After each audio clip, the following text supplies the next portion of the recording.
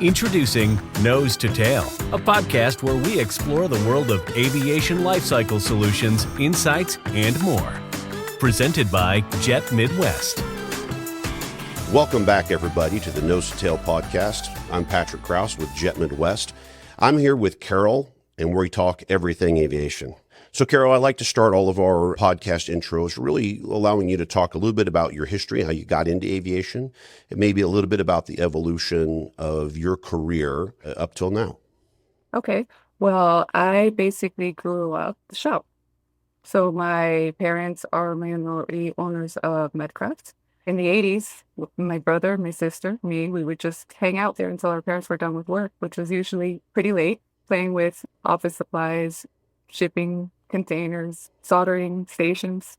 It was fun, but that's how I got started. When I finished college, my uncle, who was the majority owner of both Medair and Medcraft, he asked me to do a project for him. So I was only going to stay for a couple of months. He asked me to do a business analysis, and I ended up staying. I was the controller for 10 years. And then one Christmas, it was 2011, he tells me that he's going to sell Medcraft because it really doesn't make money. You know, I had been breaking even for a long time. It was a lot of work and he didn't see the benefit of it. And I told him, I said, well, give me an opportunity. Let me run it and see if I can make a difference. And he said, okay, I'll give you 2 years. And he gave me a significant raise.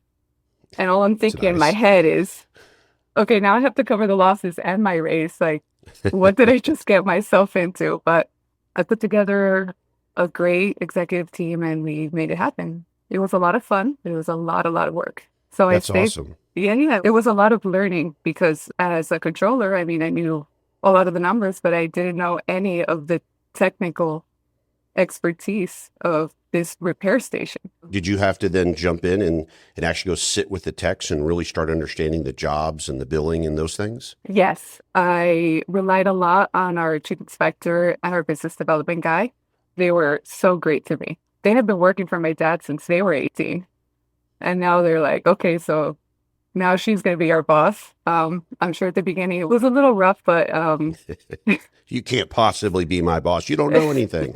Yeah, I've heard that before. Yeah. The technical aspect is still what I would consider a weakness of mine, but we really got into the processes, the jobs, the clients, like all of these areas of our business and started analyzing it. We put together a great strategy. Quickly learned that culture is everything. Strategy doesn't work if you don't get your culture together. So we went through a few changes there. And around 2022, my cycle was over. I had a great time, but I felt like it was time for me to move on. And I've spent the last 2 years consulting at different MRO shops. That's been a lot of fun too. And I am about a few weeks away from getting my own certificate now. Well, congratulations. That Thank sounds you. like a lot more hard work getting ready to come your way. Yeah, I'm very, very nervous, but I'm also excited and I'm super grateful. There's been a ton of people helping me, a lot of people that just said, just do it, just try. And I'm like, okay, well, let's try. Let's see how this goes. I can certainly say from not too dissimilar growing up in a family that was entrepreneurs. My parents owned restaurants and retail, and I know we've talked a little bit about this in the past, but almost the same storyline. So as little kids, we would be in the restaurants, and me and my brother would be scraping gum off the bottom of the tables and cleaning ashtrays, and my sisters would be in the back doing a little bit of prep work because they were maybe more attentive to those types of things, and rambunctious boys are better with scrapers. And really, we grew up in that entrepreneurial spirit. And then when we all grew up and went into the world ourselves, we really just that desire to go out and take that risk and create something. It's just inside of you. Mm-hmm. And I can definitely say that I can hear that in your story. Yeah. So tell me a little bit about the shop that you're opening up. What are you guys going to be focusing on? So we are opening up a hydraulic shop. Of course, we'll start off with one part number on our certificate, and then we'll quickly move into some actuation. Once we get our hands on hydraulics, we want to go into electromechanical and eventually pneumatic. So a component accessory shop. I like it. And what's the name of your shop? Total Component Services. Total Component Services. Are you going to shorten it to TCS or Yes. is it going to stay? All right. Yes. All right. I picked up on that one pretty quickly. So that's awesome. So as you grow that company, what kind of expertise did you maybe lean on that you brought from other places in your career, whether that was through the consulting side where you're interfacing with other MROs or from your career growing up underneath your dad and your uncle's company? I have banked a lot on the relationships I've built. I think that is really the key to this industry. Everyone's so interrelated, especially in Miami. I mean, there's so many shops here and vendors and clients, and we all kind of just help each other. There's a little bit of drama sometimes, but for the most part, we all just kind of help each other. So that has been something that has really pushed me forward to start this. I do have a partner. He was a technician with me for a long time and then a production manager. I have an engineering friend that's helping me. I have a lot of techs that are also wanting to help me, just putting something together like a group of us. I know that when we started our certificate, Mhm. we had 2 people, and I think we were only qualified to change light bulbs. Like that was the extent of what we were opening a Uh-huh. paint shop, and so we could paint an airplane and we could change light bulbs, and that was about it for our authorization. And now we've got this journey. They've created a aircraft services team and engine preservations and storage, along with component shop where we're doing thrust reversers and nacelles and a lot of these other large components. In fact, we've had to expand our shop footprint because we went from really 7.5, 7.6, 747 centric to 777 in the last couple of years. A And little all bit those of a pieces space are just, difference. they're just bigger. Everything just, we literally, some of it doesn't fit Mhm. through the door. Like you got to find a way to get it inside or into the paint booth. Mhm. So it's been an interesting growth journey for us. So I'm excited for you guys to have that. And it's great to have some folks you can rely on. You mentioned culture earlier, bringing people in that you already know and trust that will adhere to the culture that you've championed previously. That's huge. Culture really does make a huge difference inside of a company and keeping things open. I use trust pretty explicitly because if you can't trust that they're going to be doing the things when and where and how they're supposed to, then it's awful hard, especially when you don't have very many people. If you start with 7 or 8 total people, everybody's doing 10, 11, 12% of all the work. Mhm. And if one person only accomplishes half of that, that deficit's got to be made up somewhere. And so being able to trust people that they're doing the right things and that they hold each other accountable to that type of work ethic and the right kinds of behaviors, I think it is huge. So I applaud the idea that sounds like you're starting with a culture first concept because you're bringing people in who already know you and that expectation. So obviously you went into a very specific arena in the MRO world. Did you pick that because you guys are perceiving that there's a shortage either in the service side of that? Sort of like, are you going to win with lead time? Are you guys going to win with price? Help me understand why you guys picked the direction that you went in terms of product line. I focus more on lead time. I am very big on lean processes. I did do an MBA. It was based in aviation and it had a lot of lean work into it. I love it. I love setting up processes, systems, checking out our workflows, seeing where our bottlenecks are. And I do believe that we can put together a great quality product with excellent turn times. So that's what we are going for. We want to start off specifically in hydraulics because it is our forte. And also, we don't want to take on too much at one time because we want to make sure, again, we put out a quality on time product. So as we go, we will build, but we want to start very specific and very focused so that we can give our clients what we promise. I can certainly say that we struggle with some of our vendors for our MRO. So we send items out to be Mhm. repaired, and some of those items we've been really challenged with turn times, which is a cascading event. Sure. So if I have a valve for my thrust reverser that I'm overhauling that we need to send out to, say, Parker, and that takes Parker 45 days, my whole TR doesn't take 45 days to overhaul, and that one component does. We have to wait for that to come back. And I certainly have noticed that there's been some challenging lead times that have impacted our deliveries, especially as we get end of the month, we're trying to rush items and get them out to hit some sales targets. And we struggle sometimes with some of those vendors. So certainly lead time is a big one. And price is important as well, but certainly I can live with great lead time and slightly above average pricing.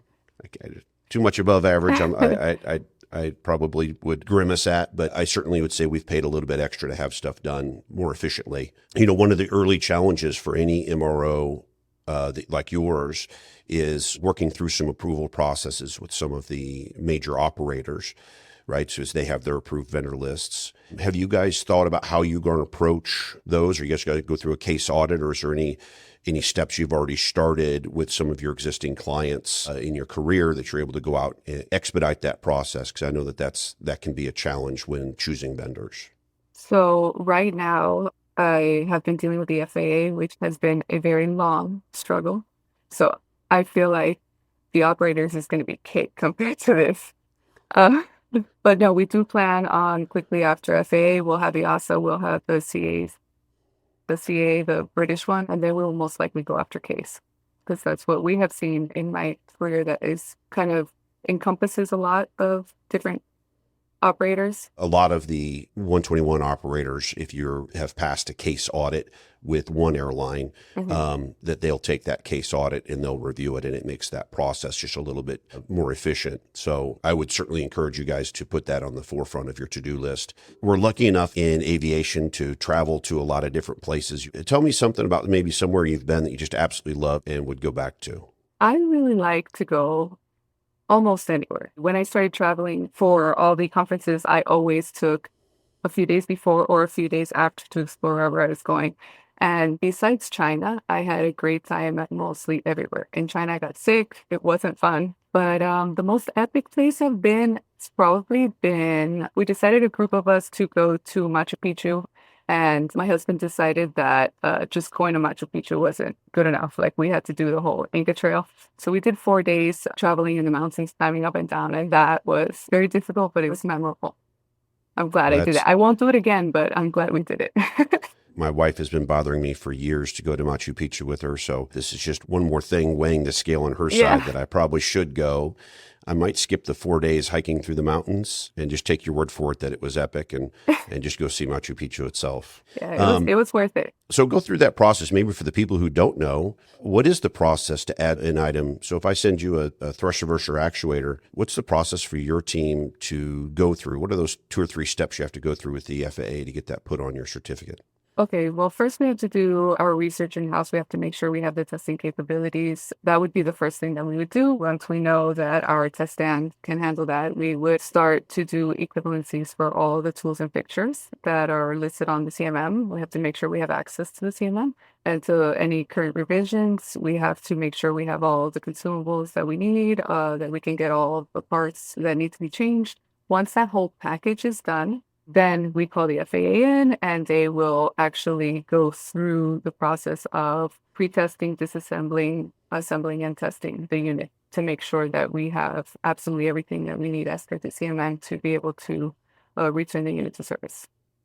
Nice. So a couple items there. So one of them, obviously, with testing and even some tooling, is that something that you guys can fabricate some of that in-house? Well, no, not right now, but there are machine shops. We would do the drawings. We would sign an equivalency document, and then we would send it out to a machine shop to make it and bring it back. That's probably a local service that's pretty on demand there in Miami. Yes. Yeah. So that's awesome. Being able to make those piece part tools especially for your fixtures, I can see that where that would be outstanding. Well, to have that done down the street so you can expand capabilities. And then the other one was tech data. I know CMMs can be pretty pricey. I know I pay quite a bit per year for the access to some of the CMM tech data that we have, but we get pretty lucky as well because we do buy complete aircraft. So SRMs and AMM technical data is pretty readily available for those when we're buying and selling airplanes. We typically get that data. When you do the CMMs, are those customer furnished sometimes versus purchasing those? Sometimes, but there is companies that will sell them to you. There are actually a few OEMs that are now very limited. They're not out on the market yet. So that makes it a little bit more difficult. But yes, we can get it from a customer or we can get it from the market. So as you go to add those and grow your capabilities, and when you go from from hydraulics to electromechanical, is it a different process, or is it really just, no, we just have to expand more equipment and that's really the driver there? Yes, it's the equipment that we would have to purchase. Like, for example, pneumatics, obviously we would need tanks, dryers, workbenches. It's just more stuff. More upfront expenses to be put in to eat away at your potential profits. I get that. We'll continue this discussion on the next episode of Nose to Tail, a podcast presented by Jet Midwest. Don't forget to please like and subscribe to our channel.